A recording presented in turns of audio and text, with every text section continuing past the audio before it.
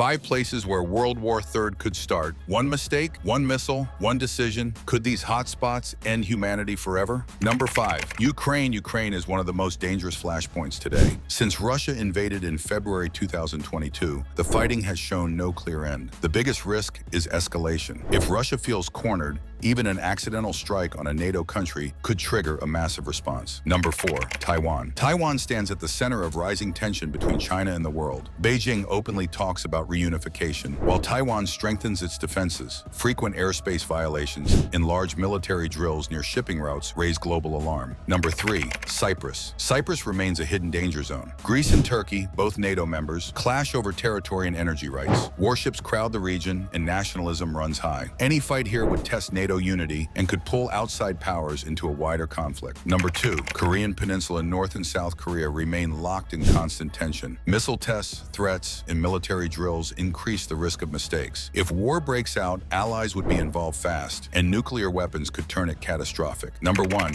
Line of actual control. The border between India and China is disputed and tense. Deadly clashes have already happened without guns. Strong nationalism and nuclear weapons make any escalation extremely dangerous.